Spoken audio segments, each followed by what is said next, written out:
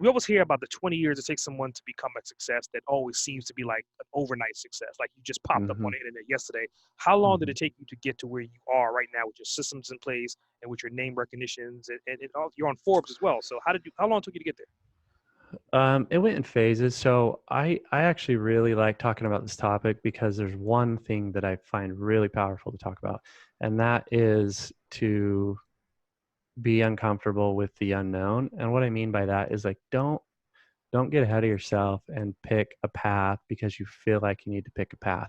And we can talk about social media wins and stuff like that, like you talked about, where things are glorified.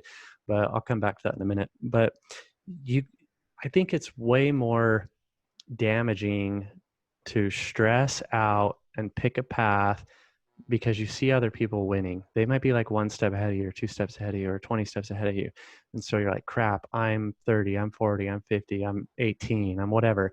And my friends, my colleagues, they're the same age, give or take a year. And I feel like they're so far ahead of me. Who gives a shit? Because here's what happens. Like I get that it's a natural thing, but you need to take a step back and realize it's a natural thing, and then just acknowledge it and go, oh, that's a natural thing. Okay, now I see that. Now I can chill out. Because what happens is if you pick a path that you are not committed to, you're going to hate your life in 10 years and you're going to throw it all away and you're going to feel like you wasted all this time. You're going to be even more miserable. And so I would way rather take delayed gratification, figure it out as I go, and then be 100% solid on where you're at, even if it took longer to get there. So like one metaphor that I give is date your jobs or date your career. And so when I was going through my jobs, I'll give you some examples. Like my first job, I was a janitor at a junior high when I was 16 years old. And what I learned from that job was, um, it, it was technically a government job because it was at a school. And so I would work Monday through Friday. I had all weekends off. I had all holidays off. Um, and so that taught me like this is cool to have a right balance, right? At the time when I was 16, so I had that job when I was 16, 17. So I would get off at school at 2:30. I'd go do the janitor thing from like 3:30 to 7:30. So I still had nights off, more or less, had all weekends off, had all holidays off. And so I was like, this is cool to be able to do everything. I can still do everything. I'm not working a graveyard and being super tired at school the next day.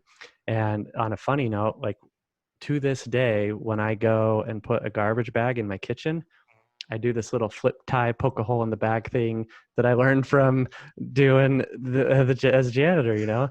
So I took that, moved on to the next job. The second job was I worked at Michael's Arts and Crafts. I was just an everyday dude that worked on the floor. And I just gave it my all. It's not like you're doing brain surgery or anything dramatic, but I just really committed to just doing a decent job of the little stuff.